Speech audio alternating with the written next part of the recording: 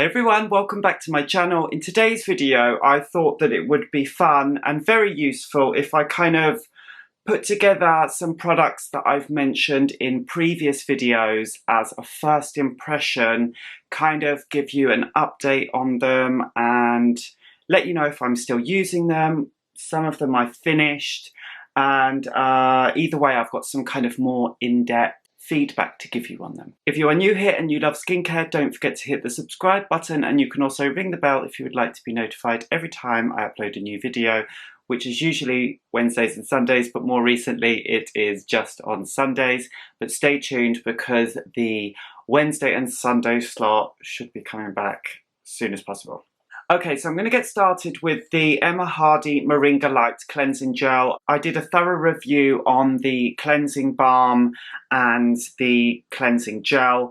I love them both, but I definitely prefer the cleansing gel. It's really easy to use in the shower. It's lighter. The balm is gorgeous and super thick and luxurious, which is wonderful and lovely. But this has just got the most lovely kind of gel texture to it. It's just really nice and I love it. So yeah, I've really been enjoying using this and I would definitely use it again. Another one that I mentioned a while ago was the Morning Expert Vitamin C Power Mask. Now, this is really nice. It's basically a morning mask that you can put on your face. You kind of just massage it in. It's like an oily type texture and you literally just massage it in with some water to activate the vitamin C and leave it on for like between 1 and 10 minutes, depending on how used to vitamin C your skin is. And I really like it and it's really good. If you are looking for a more affordable dupe to this, then I would say or perhaps even a powerful dupe to this, I would say something really good to use is the Vitamin C 23% in Silicone by The Ordinary. Now, they recommend that you put it on and leave it on. They say that you can use it day and night, which seems crazy to use it during the day because it's just not got the nicest texture to it, and it's super strong. So I personally would only recommend using it at night. But if you were to use it in the morning, then you could use it in exactly the same as this as a mask. And I feel because that is the 20%, 23%, and I think that it's L-ascorbic acid, so super pure, super powerful, and you can definitely use that as a mask and just rinse it off and it will work in exactly the same way. It will probably be even more powerful and it will be a fraction of the cost. I bought the Ordinary Multi-Peptide Serum for hair density a while ago, and I have to say this has been a bit of a fail, but only on my part and not for any reason of the brand, because basically I just haven't been using it for long enough. I did use quite a lot. I don't know if you can see, it's basically I've used down to there, so I've used a decent amount of it, but I was using it and then I just kind of forgot to use it. It was just a little bit too much of a faff to use in the evening. So I'm not saying that it doesn't work, and I'm not saying that it does work. I've read a bunch of reviews. I'm still recommending this to clients in the salon because I think that it's worth trying for the price. And I have read a ton of reviews that have said that it's good and that it's worked wonders for people, and some people have just said that it hasn't worked at all. But I think that hair loss is so varied with different people. There are all different types of hair loss. Some people's hair just gets thinner, some people's hair, you know, there's less of it, and it can be for all different reasons. So it's understandable that it's not going to work for everyone. But I think that if hair thinning or hair loss is an issue and you're looking to address it and you are on a budget, then this is just definitely worth trying, because I do believe that the ingredients that are in this are reasonably well proven in terms of studies and that kind of thing. So I believe that it's worth giving it a go, but unfortunately it's been a bit of a fail for me, but just purely because I'm too lazy. But I really should give it another go. A couple of products that I mentioned in my, I did like a mini Yes Style haul. I actually did a review on the Purito sunscreen, which I'll link up above. Spoiler alert, it's brilliant, but it's not necessarily suitable for every skin type, so feel free to check out the review and see if it's for you or not. In that order, I picked up like 3 mini products. I got the Pyunkang, which is basically an essence toner, hydrating, and then I got these 2 little products from Laneige. I got the water sleeping mask and I got the lip sleeping mask. Now, I know a lot of people really like the water sleeping mask. I personally think that it's okay, but it's more of just like an add-on into my routine and something that I would maybe use to kind of like sit on top and seal my serums in. But in terms of what it actually does for the skin, I don't find it that great, if I'm completely honest. It kind of smells a bit cheap, I find, and I was just a little bit underwhelmed by this and I didn't find it that great. But I know a lot of you guys love it, so it's definitely something that works for a lot of people, but I think for what it is, I find it a little bit overpriced. The good thing is, though, is that with Laneige and a lot of the brands that they sell on YesStyle, you don't necessarily have to buy these products from YesStyle. That's just where I buy them from, but they do these kind of tiny sizes, so it gives you an opportunity to try the products without buying the full size, which is quite expensive. The other one from Laneige, which I was really excited to try, was the lip sleeping mask, and again, a little bit like the kind of water sleeping mask, I was a bit underwhelmed by this.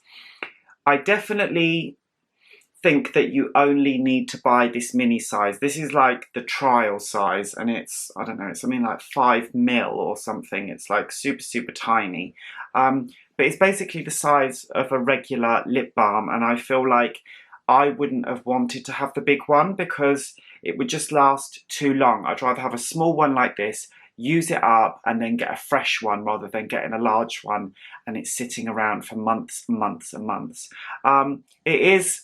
It's almost like melted plastic, that kind of texture, and it smells nice. My goddaughter loves it, so she'll probably end up stealing it and using the remnants up herself.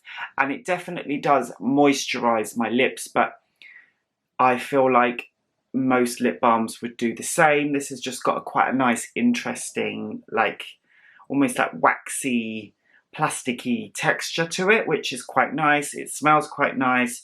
But in terms of anything that's special from it, I don't really think it is.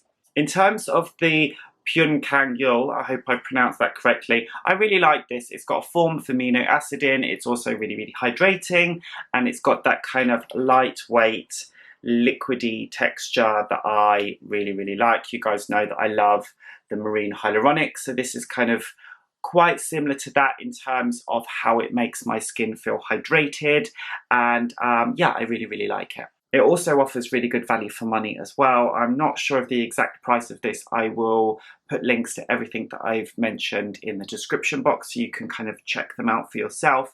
But it is definitely super good value for money. By the way, the products that I've mentioned, not all of them are necessarily finished. Just, I think the one that's finished is this one by This Works and the Moringa Light Cleansing Gel. But in terms of the other ones, I'm still kind of like working my way through them. But I've been using them long enough to give you more than just a first impressions. We're down to the final 2 now, and the next one is the Paula's Choice Youth Extending Daily Hydrating Fluid, which I did a review on recently. I do really like this as an SPF. It's definitely on the pricier side if I compare it to the Korean ones, so the Purito, which I mentioned before, and also the Klairs Soft Airy UV Essence. They are also very good SPFs, but this one is yeah, more on the pricey side. They say it's for normal oily combination skin. I don't think this is necessarily the best option for oily skin. It's definitely super lightweight. I'll actually put some of it on the back of my hand so you can see. So you can, if you see that, it's like a super drippy formula, very lightweight. This is a chemical SPF.